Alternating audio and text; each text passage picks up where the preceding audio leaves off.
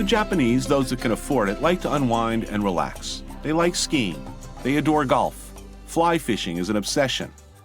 But the traditional way to kick back is to spend a weekend at a Ryokan, a country inn, usually in a rural area in the mountains, away from city life.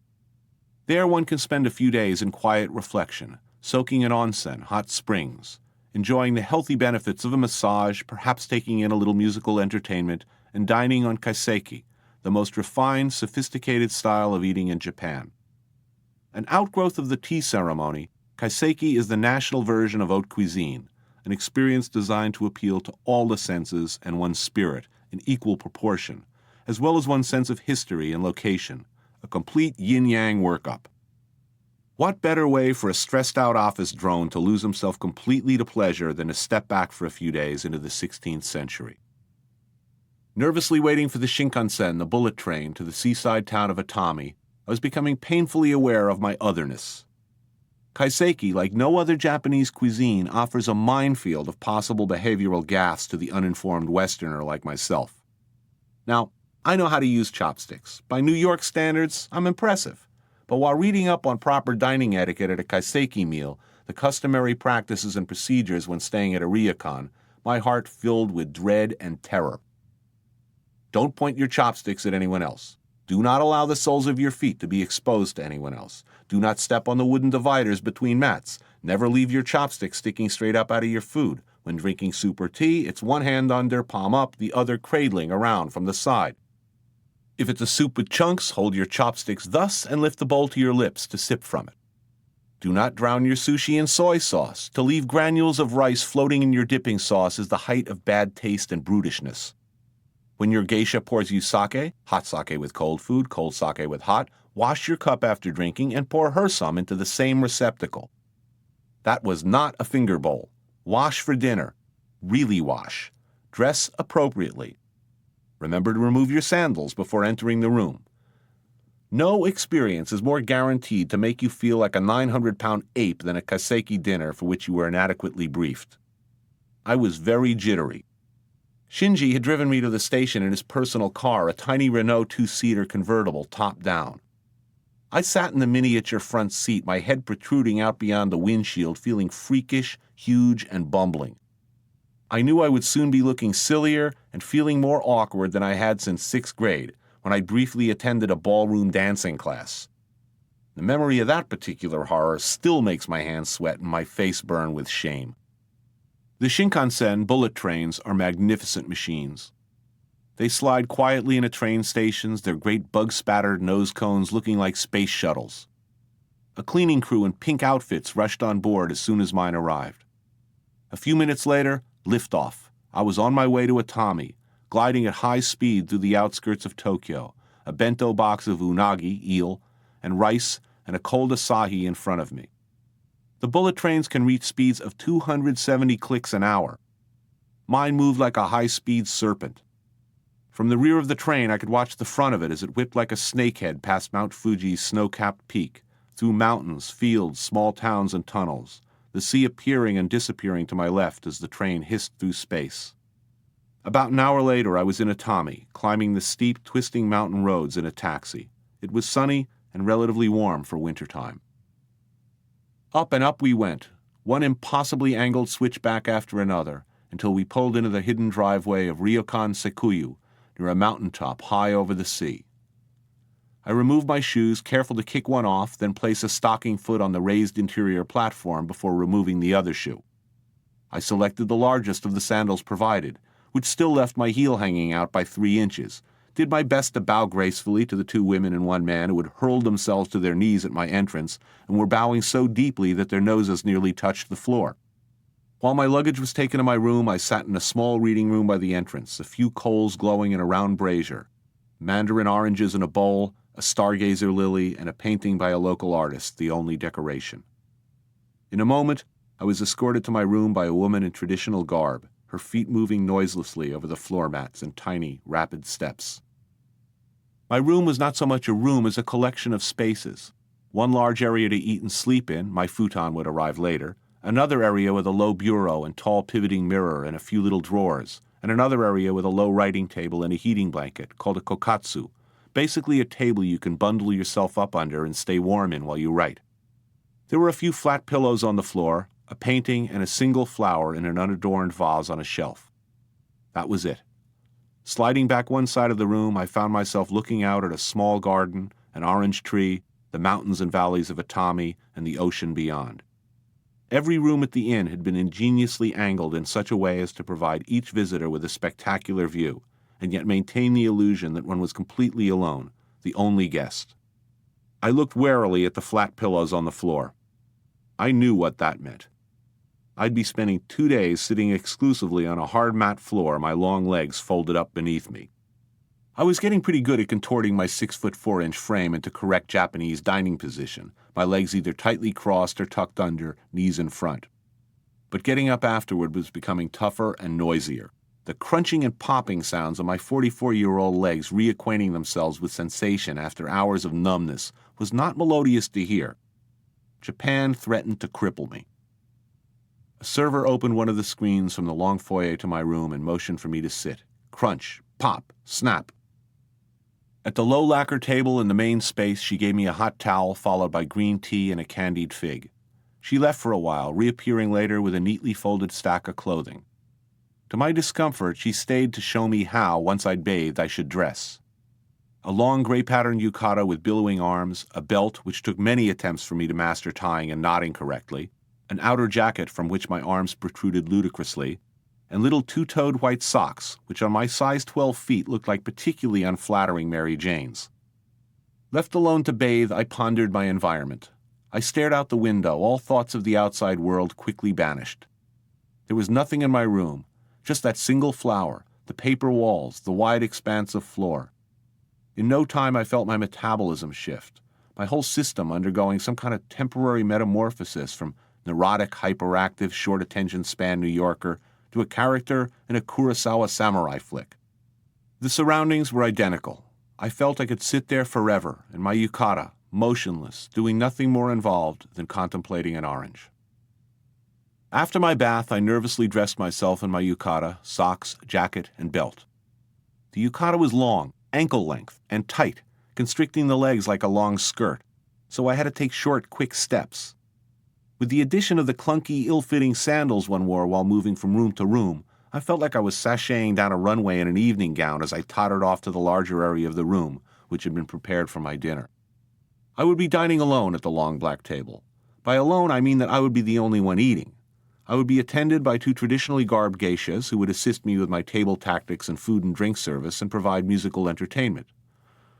Mr. Komatsu, the Ryokan's manager, in tie and tails, knelt in front of me at a respectful distance, observing and stage managing the event.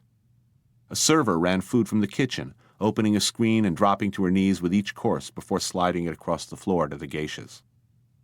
I managed to seat myself appropriately behind the low table without exposing any crotch, and washed my hands with a steaming towel. A handwritten menu with a personalized watercolor of a flower on rice paper, calligraphy and art by the chef, described in Japanese what I'd be eating.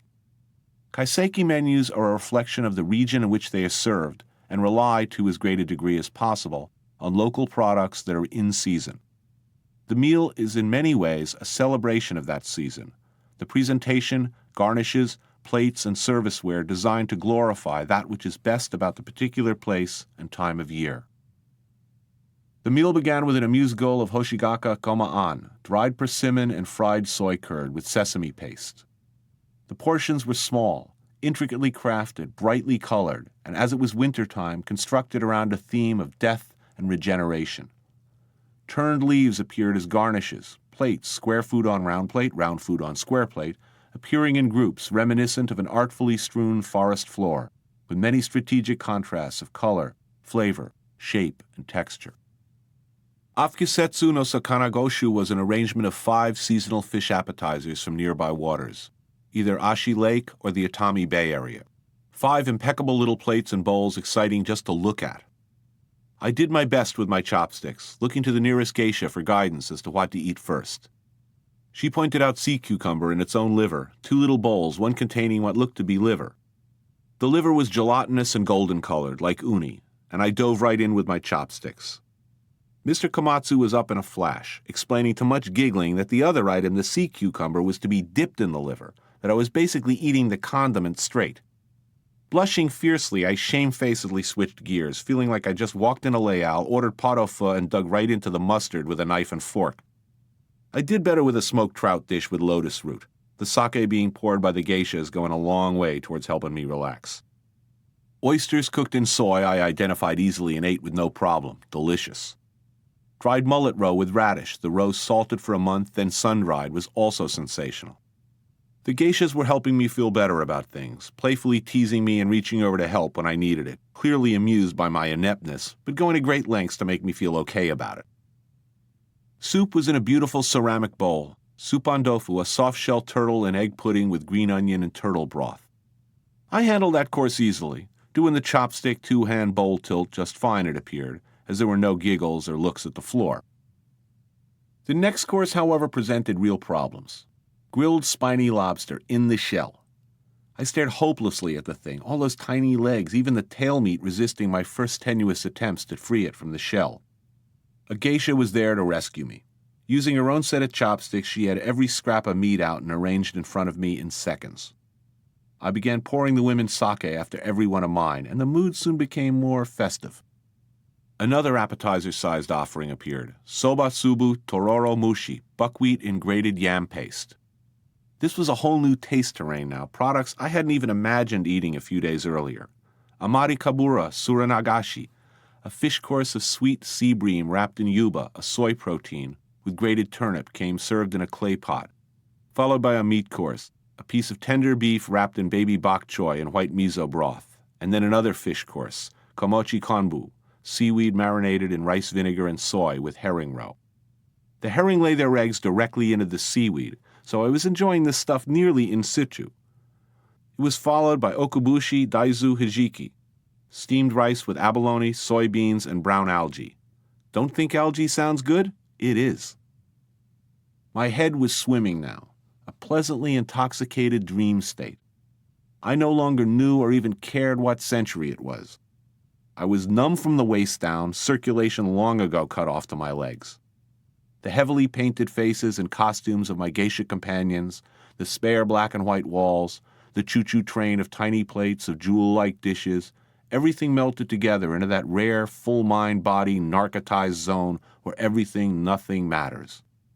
You know you're having one of the meals of your life, but are no longer intimidated by it. Consciousness of time and expense go out the window. Cares about table manners disappear. What happens next, later, or even tomorrow fades into insignificance.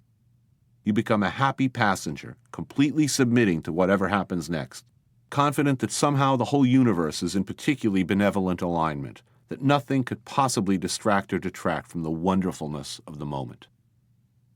A small stone pot was slid across the floor on a tray and set up over a little stone brazier with 2 pieces of glowing charcoal. Kawai modoki, grated and fried arrowheads, served in red miso soup. I had no idea what an arrowhead was, but I was way past caring. I knew I was in expert hands. Whatever an arrowhead was, I knew it would be great. And it was. Many, many more sakes came my way and were returned. I didn't know how the 2 geishas, tiny middle-aged women, were putting it all away so well. After a final course of dessert sorbets and local fruit, I was damn near goofy with pleasure. The 2 geishas retreated to the far end of the room and, standing in front of a shimmering gold lacquer screen, began to perform. One played a sahimisen or koto, a sort of long-necked string instrument she struck with a pick, while the other beat lightly on a drum, whose tone she modulated and manipulated by strings held against her shoulder. They played and sang. One danced. You've seen bits of this kind of traditional Japanese dance on television or in movies, and you've heard that high-pitched warbling and you've thought, Jesus, sounds like somebody's torturing a cat. You just hadn't had enough sake to appreciate it. You weren't sitting in that timeless dining room after a long bath, reflecting on those mountains. You hadn't eaten the meal I just enjoyed. The music was lovely, the slow-motion dance mesmerizing to watch. I felt like a feudal lord. I no longer cared about the silly clothes I was wearing. In fact, I felt cool. It was good to be the king. I was ready to order out the cavalry, burn castles, strategize with my warlords in the rock garden, think deep thoughts while I watched the winter cherry blossoms bloom. I walked carefully back to the sleeping area where a futon had already been unrolled and turned down for me. I got under the covers and one of the screen walls was pulled back. I was aware of an older woman entering the room in the dark. She gently drew back the covers and gave me what was easily the best massage of my life, an incredible hour-long treatment, her hands spinning, kneading powerfully through my yukata and over every muscle at undiminishing speed, like an agricultural thresher. A while later, half asleep, half awake, pleasantly drunk, freshly massaged, I slipped on my sandals and picked my way up a few stairs into a larger communal version of my bathroom, where I squatted, scrubbed, and showered. It was midnight, and no one else was about. Leaving my clothes in a pile, I slid open another door, patted in the crisp night air across a few smooth flagstones, and lowered myself into the onsen, a hot spring-fed bath blasted into volcanic rock at the top of the mountain. I lay there in the water, breathing, listening to my heartbeat until even that seemed to disappear, happy as I'd ever been. When an hour or so later I finally climbed back under the covers of my futon and closed my eyes, I slept like the comfortably dead. Dinner at the Ryokan may have been the greatest thing ever. Breakfast was another thing entirely. At about 8 a.m., the screen slid back and an attendant removed the futon. A few moments later, I found myself once again sitting cross-legged at a low table with a full spectrum of beautiful dishes coming my way. I was not ready that early in the morning for a large and challenging meal. I was not ready for Mr. Komatsu again, dressed as always in his stiff black manager's outfit, kneeling a few yards away while I ate. I was okay with the smoked fish, which was very good, the sushi, the rice. What I was not ready for, and never will be, was natto. The Japanese love natto, an unbelievably foul, rank, slimy, glutinous, and stringy goop of fermented soybeans. It's the Vegemite of Japan, dearly loved by everyone there for reasons no outsider can understand. There were two kinds of natto for me that morning, the traditional soy variety, and an even scarier black bean natto. If the taste wasn't bad enough, there's the texture. There's just no way to eat the stuff. I dug in my chopsticks and dragged a small bit to my mouth. Viscous, long strands of mucus-like material followed, leaving numerous ugly and unmanageable strands running from my lips to the bowl. I tried severing the strands with my chopsticks, but to no avail. I tried rolling them around my sticks like recalcitrant angel hair pasta. I tried slurping them in, but there was no way. I sat there, these horrible-looking strings extending from mouth to table like a spider's web, doing my best to choke them down while still smiling for the attentive Mr. Komatsu. All I wanted to do now was hurl myself through the paper walls and straight off the edge of the mountain. Hopefully a big tub of boiling bleach or lye would be waiting at the bottom for me to gargle with. Waiting in the wings right behind the natto was another concoction described as mountain potato. Of this I could handle only a single taste. To this day, I have no idea what it really was. It didn't taste like a potato, and I can't imagine anything on a mountain tasting so evil. I didn't ask, frightened that my host might mistake my inquiry for enthusiasm and offer up another generous helping. The small, dark, chewy nugget can only be described as tasting like salt-cured, sun-dried goat rectum, unbelievably, woefully flavorful, garnished by small maggot-like wriggly things so awful to my Western palate that I was forced, through the grim rictus of a smile, to ask politely that Mr. Komatsu leave me alone for a while so I can fully appreciate this fine breakfast in solitude. I had no choice. I thought I would die. Nothing, not bugs, not iguana, not live reptile parts, not tree grubs, nothing I'd ever eaten would approach the horror of these few, not unusual Japanese breakfast items. I'm not sneering. I'm sure that natto and mountain rectum are, as they say, acquired tastes. And I'm sure that over time I could learn to appreciate them, if I were incarcerated and natto was the only food provided. But for right now, given a choice between eating natto and digging up my old dog Poochie, dead 35 years, and making rillettes out of him, sorry Poochie. Fugu, the deadly puffer fish of legend. It's a delicacy. It's expensive. You must be licensed by the state after a long and comprehensive course of training and examination to prepare and serve it. It can kill you, and every year in Japan, it does kill a score or so of its devotees, who are poisoned by the potentially deadly nerve toxins in its liver. First comes a feeling of numbness around the lips, a numbness that rapidly spreads through the central nervous system, paralyzing the extremities, quickly followed by death. Sounds cool, right? If I'd had a top 10 list of things I absolutely had to try while in Tokyo, Fugu would have been right near the top. I had high hopes. I was ready. I wanted the exhilaration of a near-death experience. I'd scheduled my whole trip around Fugu season. As I understood it from a careful study of barroom speculation and an episode of The Simpsons, a Fugu meal was a game of chicken with all those delicious, if potentially fatal, toxins. There had to be a psychoactive or at least a physical dimension to the Fugu experience. Maybe just enough of the liver in each portion to give you a momentary peek into the void. Maybe a sharp but pleasant sensation in the belly after eating. An artificial sense of well-being. A slight MDA-like high as traces of nerve toxin flirted with heart muscles and synapses. I chose the Nabiki restaurant run by chef-owner Kichiro Yoshida. Mr. Yoshida's father was the first licensed Fugu chef in Japan. Nabiki has been operated by the Yoshida family for 80 years without incident or fatality. You get one shot at running a Fugu restaurant. One strike and you're out. Nabiki is a homey-looking little place with a large plastic pufferfish hanging over the door, an open kitchen with counter, and a raised dining area with tables and cushions. Mr. Yoshida welcomed me into his kitchen and gave me the short course in Fugu. A large example of the fabled fish lay on a spotless white cutting board, looking similar to monkfish with its scaleless, slimy, and knife-resistant skin. The anatomy was similar to monkfish as well. A center spine, no pin bones, skin that had to be peeled off, and two meaty, tenderloin-shaped fillets on each fish. Yoshida-san quickly zipped off the skin and began carving away some dark bits. A small metal waste container with a hinged lid and padlock stood next to the cutting board. The chef removed a key from a chain and gravely unlocked it. The toxic parts, every toxic part of the Fugu, he explained, must, by law, be disposed of like medical waste, segregated and secure at all times. He trimmed away any remaining skin, a few parts around the gills, some tiny innocuous-looking dark spots on the flesh, then soaked the clean white meat repeatedly in cold water. The liver, I have to say, was lovely, creamy, café au lait-colored, engorged-looking, with a foie gras consistency. It looked appetizing, like monkfish liver. "Do you eat any of the liver?" I asked hopefully. "No," said Mr. Yoshida. "Many are tempted," he explained.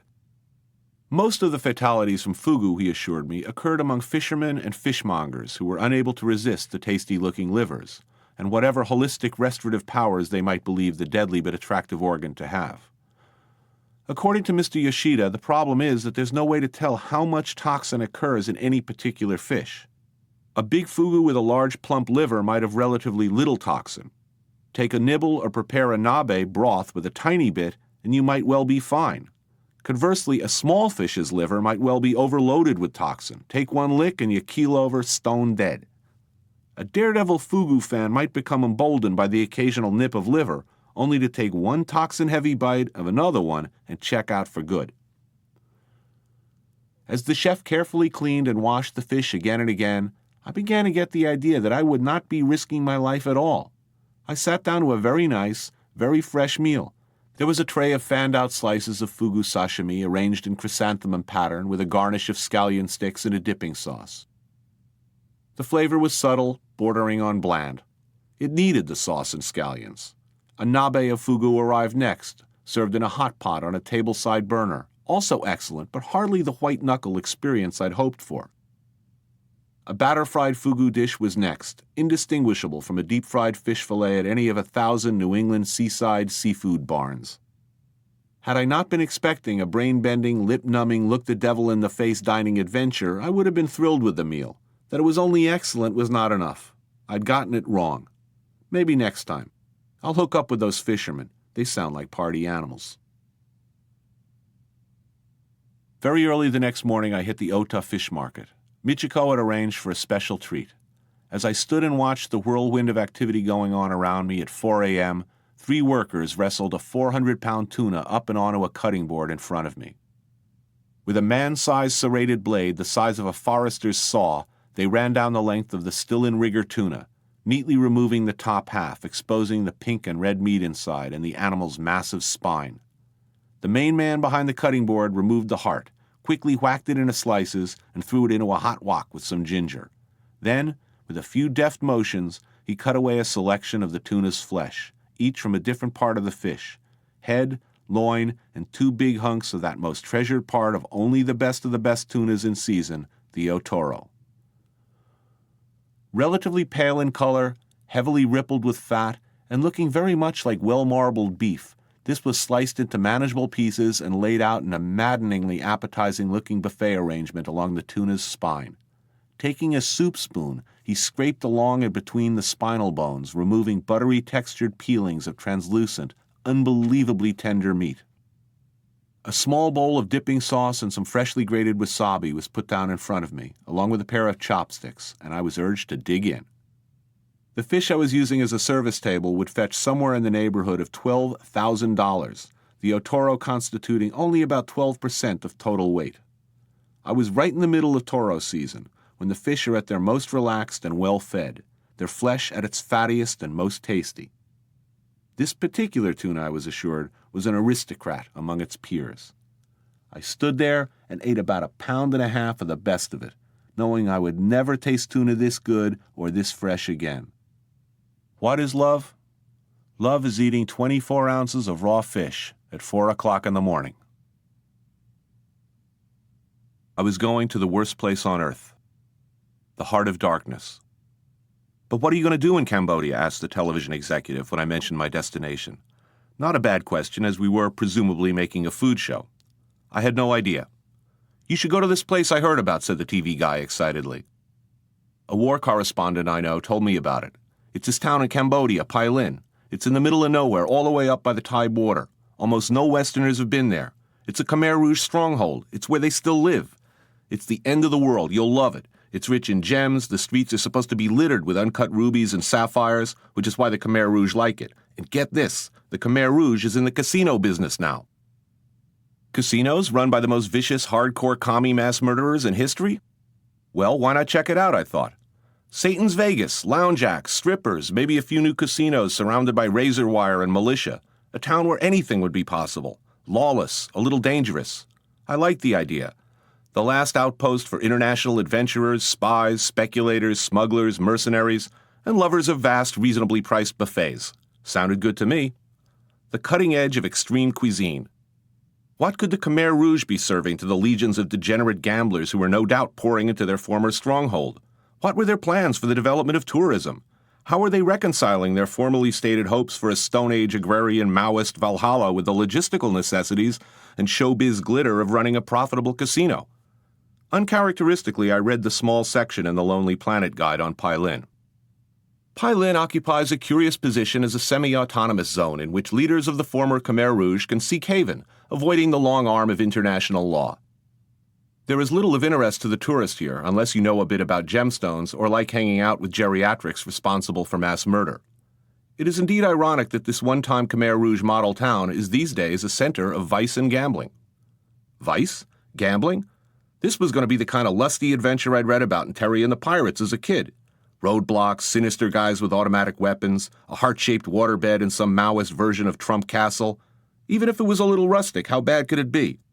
When Bugsy Siegel built the Flamingo in Vegas, things were still pretty rough out there. This could be fun. I flew Air Vietnam into Phnom Penh. At Punchantong Airport, a long desk of uniformed military men examined my passport, documents, medical certificate, and visas. All of them were in full parade regalia, leather-billed hats, mortarboards with tassels on their shoulders, chests festooned with medals. It looked like the Joint Chiefs had gathered to personally inspect every incoming visitor. The first guy gravely scrutinized my papers, handed them to the officer on his right, who read closely, made a tiny written notation, then handed them to the man on his right, who stamped them and returned them to the first guy, where the whole process began again. My papers made it all the way down to the last guy. Then, after some tiny incongruity was noticed, they were returned once again to the beginning of the line. Eventually, my documents made it through this ludicrously overdressed gauntlet, and I was in. Welcome to Cambodia. This is the last law you'll see. Once you've been to Cambodia, you'll never stop wanting to beat Henry Kissinger to death with your bare hands. You will never again be able to open a newspaper and read about that treacherous, prevaricating, murderous scumbag sitting down for a nice chat with Charlie Rose or attending some black tie affair for a new glossy magazine without choking. Witness what Henry did in Cambodia, the fruits of his genius for statesmanship, and you will never understand why he's not sitting in the dock at The Hague next to Milosevic.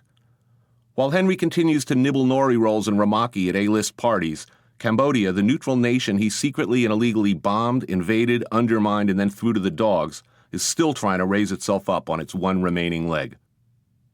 1 in 8 Cambodians, as many as 2 million people, were killed during the Khmer Rouge's campaign to eradicate their country's history. 1 out of every 250 Cambodians is missing a limb, crippled by one of the thousands and thousands of landmines still waiting to be stepped on in the country's roads, fields, forests, and irrigation ditches. Destabilized, bombed, invaded, forced into slave labor, murdered by the thousands, the Cambodians must have been relieved when the Vietnamese, Cambodia's historical arch-enemy, invaded. One look at the abject squalor of the capital city's crumbling and unpaved streets, and any thought that Cambodia might be fun flew out the window. If you're a previously unemployable ex-convenience store clerk from Leeds or Tulsa, however, a guy with no conscience and no chance of ever knowing the love of an unintoxicated woman, then Cambodia can be a paradise. You can get a job as an English teacher for about $7 an hour, which makes you one of the richest people in the country. Weed, smack, whores, guns, and prescription drugs are cheap and easy to find. You can behave as badly as you wish. Shy boys on motorbikes will ferry you from bar to bar, waiting outside while you drink yourself into a stupor. You can eat dinner, then penetrate indentured, underage prostitutes, buy a kilo of not very good weed, drink yourself stuttering drunk, and be driven safely home to your spacious apartment, all for under $30.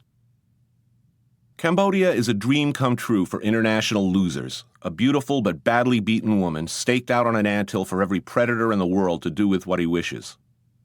Phnom Penh's total population when the Khmer Rouge finished marching its citizens out into the countryside to dig irrigation ditches and executing most of them was a mind-boggling 12 people. That's down from about 850,000 only a couple of years earlier. Most of the survivors returned to the city to find their former homes in shambles, looted, waterless, powerless hovels, often occupied by equally desperate squatters. Armless, legless, limping, and crawling locals struggle still to scratch out a living making handicrafts for tourists, or begging. The average wage in Cambodia is under $1 a day. 4-year-old children wander the markets begging, carrying their 2-year-old brothers. Where does one go in Phnom Penh? Just where you'd think the expats would go. The FCC, Foreign Correspondents Club, where you can have an American-style hamburger and a cold beer, then retire to the rear balcony to watch the bats leaving the eaves of the National Museum at dusk. A nightly event where a stream of thousands and thousands of bats curls out and up into the purple and gold sky like fast-moving smoke. Then you can stumble into the street where a crowd of skinny, underweight boys on scooters and motos wait, no doubt calling your name as they know you and your predilections by now.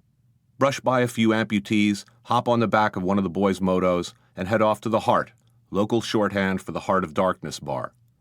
After that, there are the nightclubs and brothels, a narrow distinction between the two, maybe some pizza seasoned with ganja, a bag of smack for a nightcap.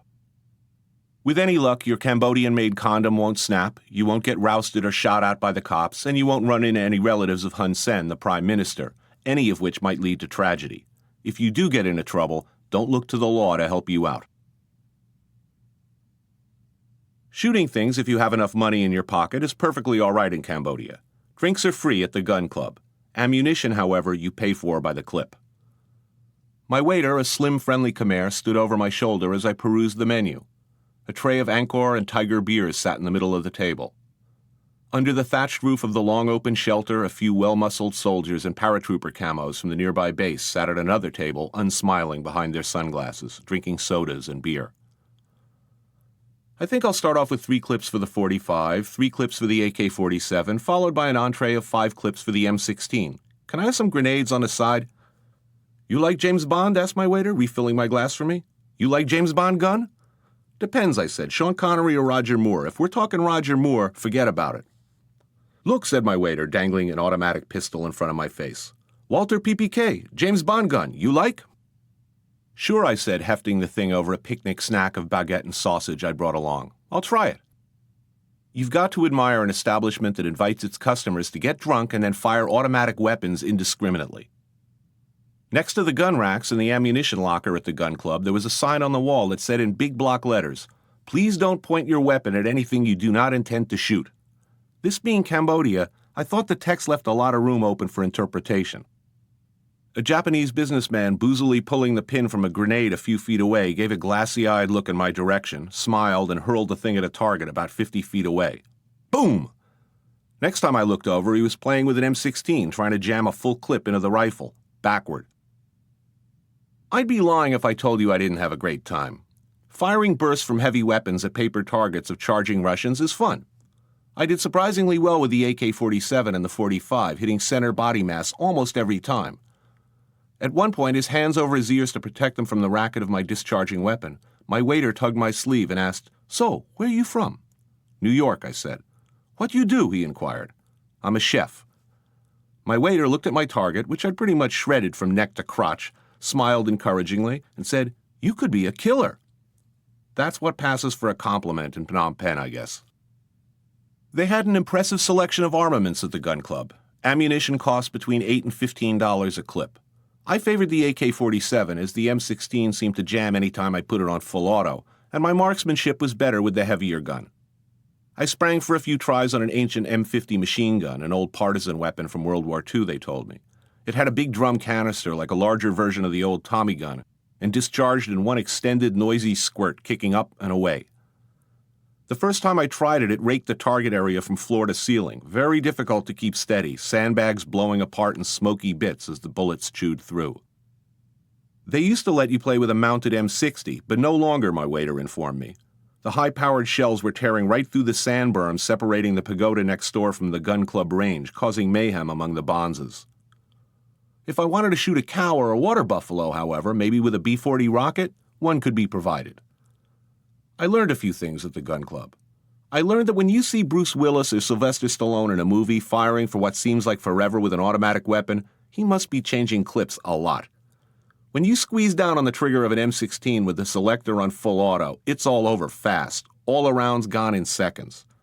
Sly and Bruce would have a problem with overheated barrels too, I'm guessing, as even on an AK-47 firing on semi-automatic, the gun gets very hot.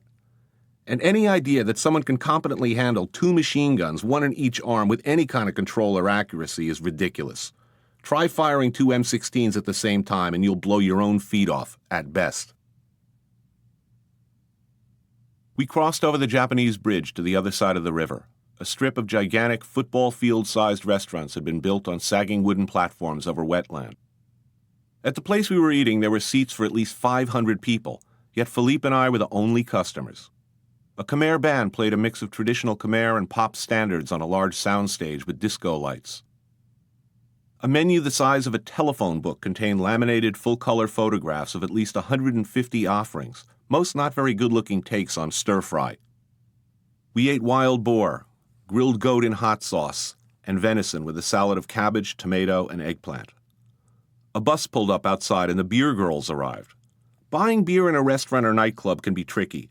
Every beer brewer or importer hires teams of attractive girls in distinctive, presumably sexy uniforms to work the places the brand is sold. They arrive together, the Angkor girls, the Tiger girls, the Carlsberg girls, and representatives of 2 or 3 other brands.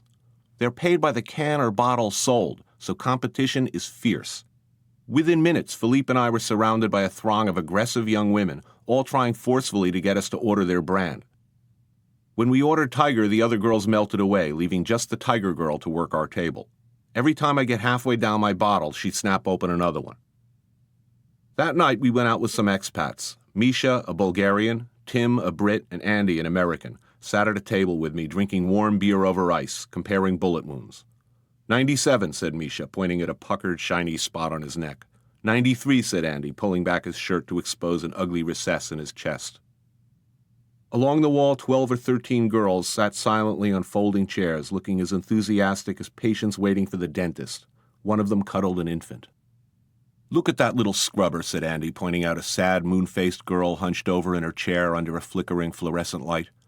"She's a chunky little beast, isn't she?" he said in English, then translated it into Khmer for the girls' benefit. We stopped at 3 or 4 bars, FCC, The Heart, a nightclub filled with underage whores. At the end of the night, I asked Tim how much to tip my moto driver, a kid who'd been hustling me around on the back of his bike all night, waiting for me outside until I was ready, then taking me to the next place. "Give him $3, he said.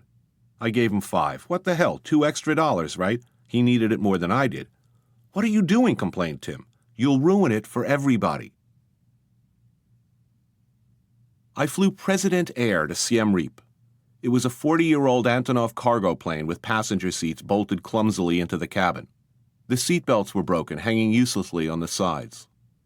When I took my assigned seat, it fell back immediately into the reclining position. The cabin filled up with impenetrable steam as we taxied down the runway.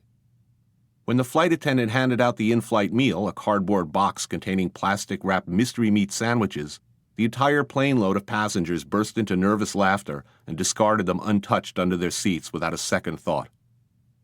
Chris and Lydia, the shooters, sat paralyzed, their eyes bugging out of their heads as the plane wobbled and shimmied over Tonle Sap, then slowly descended over the mud flats as we approached Siem Reap. Misha, the likable but sinister Bulgarian from Phnom Penh, was on the same flight, on the way to some business.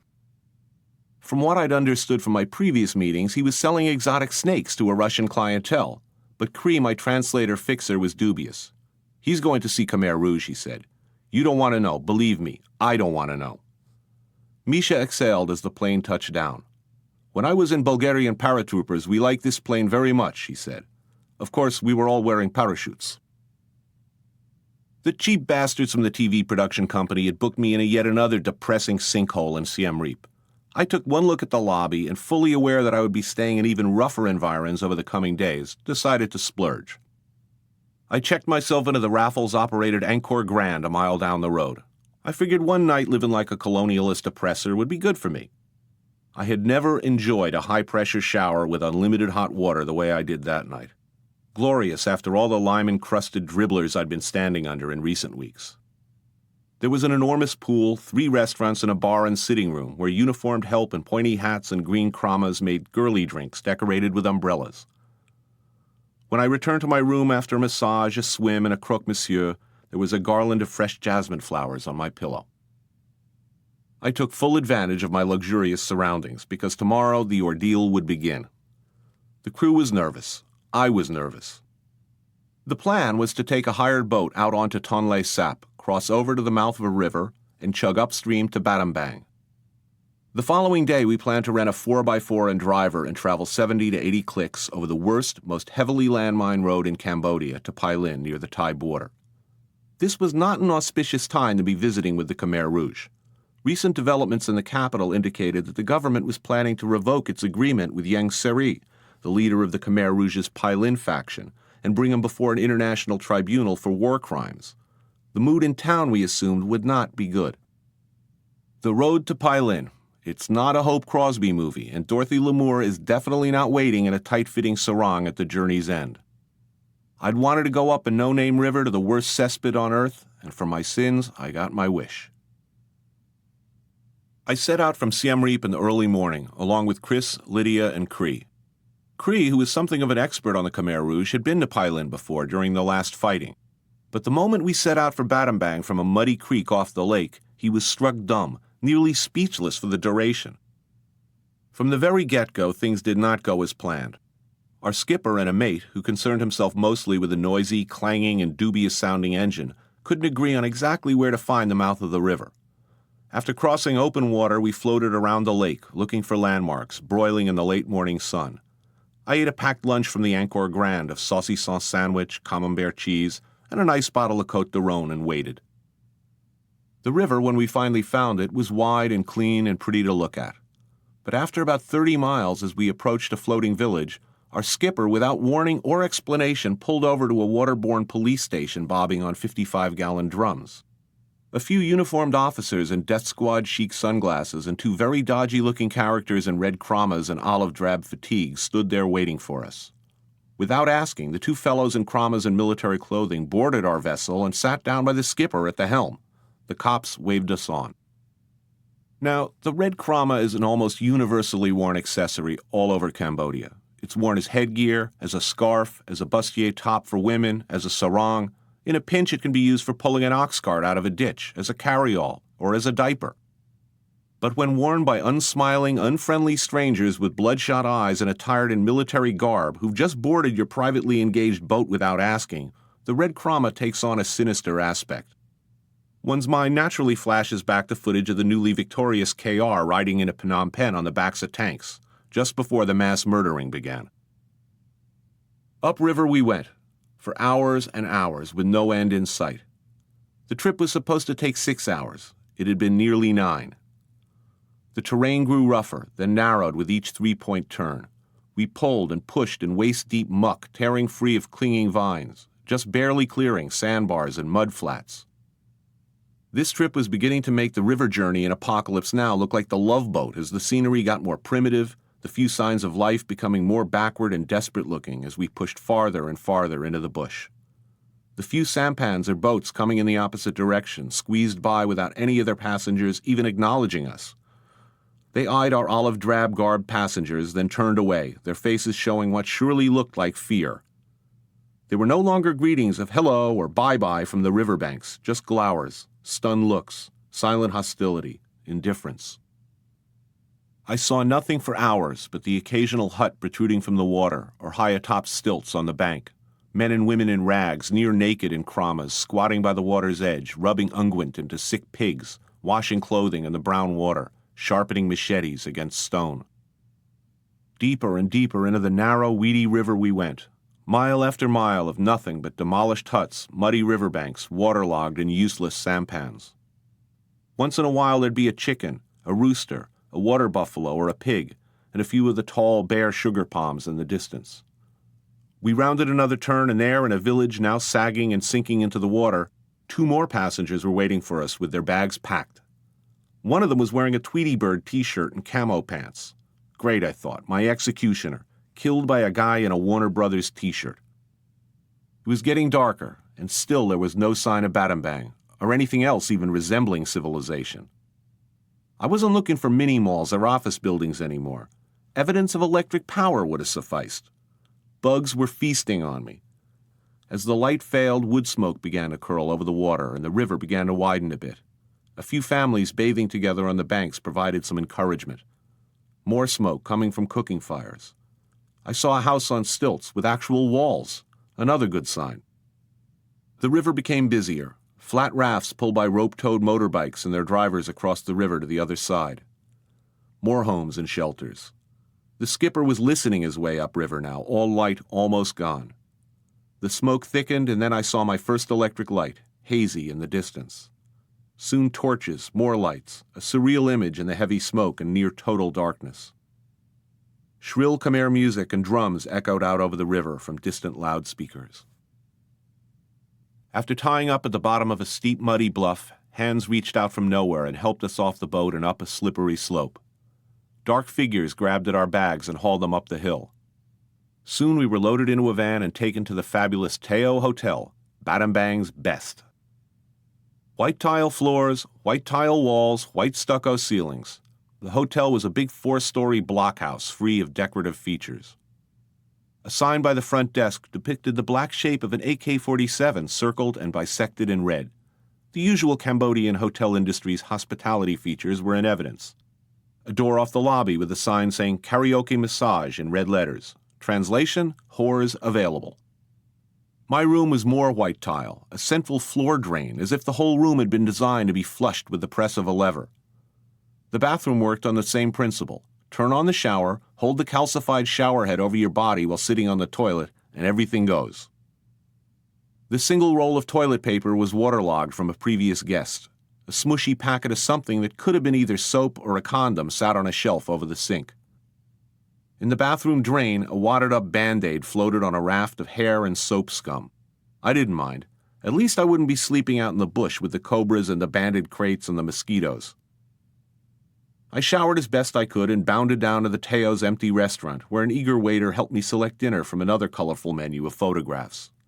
Congee, green curry, pad thai, amok, the usual collection of stir-fry and hot pots, the menu about half Thai, the check payable in reals, dollars, or baht.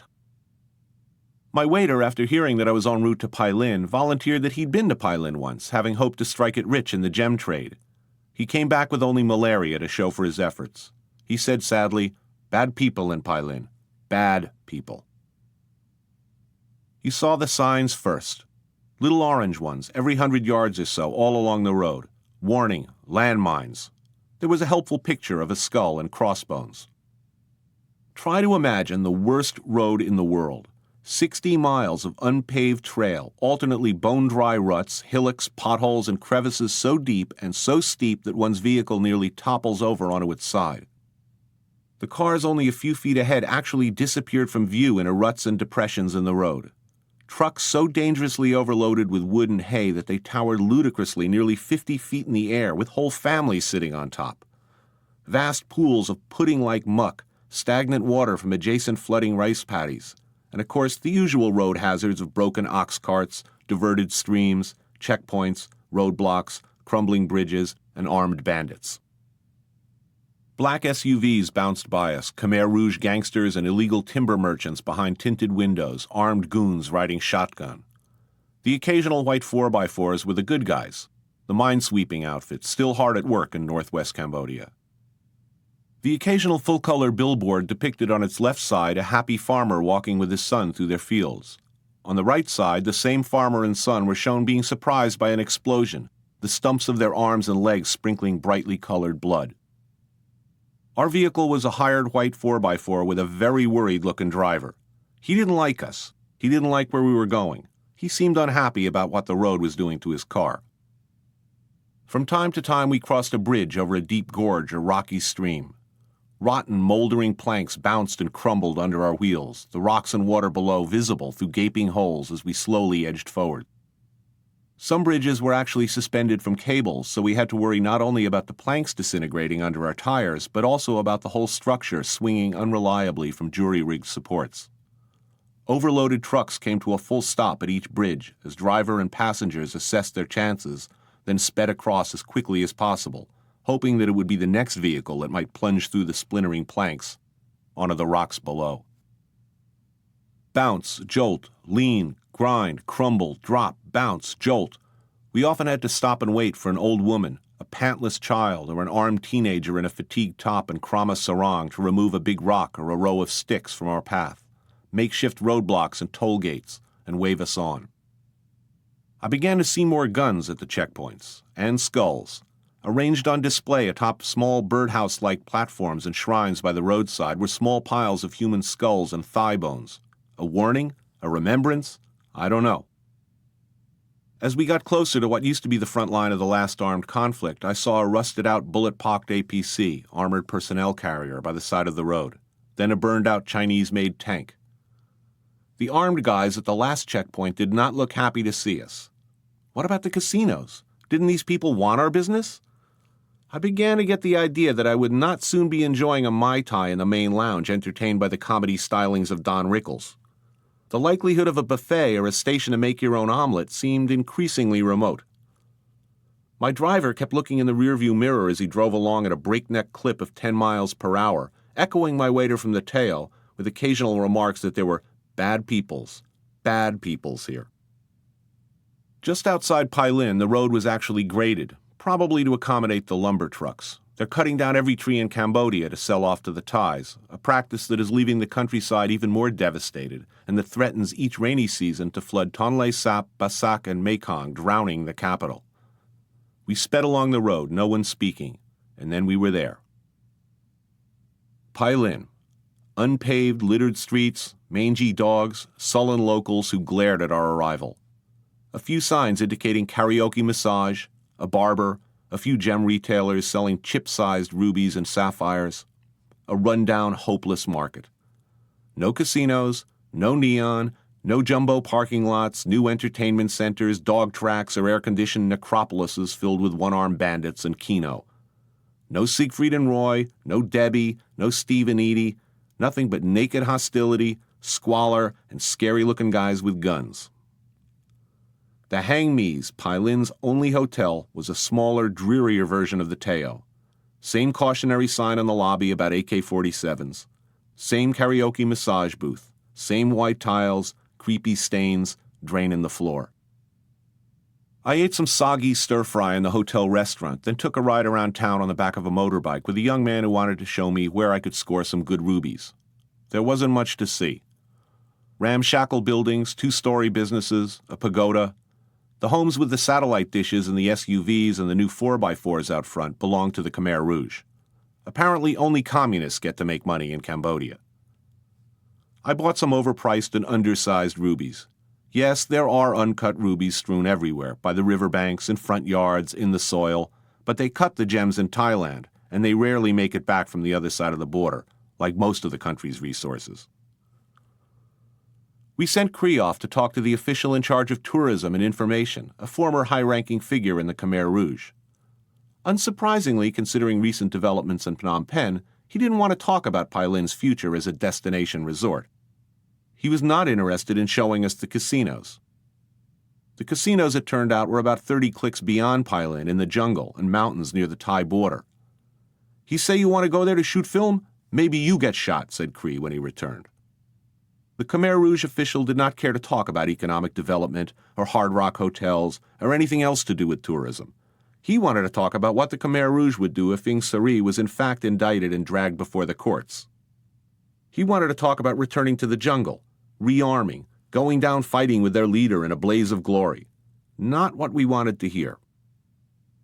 That night at 3 a.m., someone began pounding violently on Chris and Lydia's door. Lydia, whom I'd seen leaning out of fast-moving cars to get a shot, who was filmed on paratrooper bases, in jungles, and in minefields without fear, told me later that she jumped out of bed and huddled in a corner shaking as Chris finally opened the door. Fortunately, it was a drunken Thai businessman back from an evening of karaoke massage, confused as to which floor his room might be on, not a Khmer Rouge security cadre with radio phones and alligator clips. The next morning I ate breakfast in the hotel. I was depressed. Things had not turned out as I'd hoped. 2 days of travel up a no-name river and across the worst road in the universe, and for what? This was no gambler's paradise. The vice capital was the same collection of dreary whorehouses and bars as everywhere else, only less welcoming. The citizens seemed stunned, lethargic, frightened, angry. Not what you want in a destination resort. My dreams of becoming some kind of Southeast Asian Bugsy Siegel were shattered. Everyone wanted to leave, Cree and our Khmer driver more than anyone.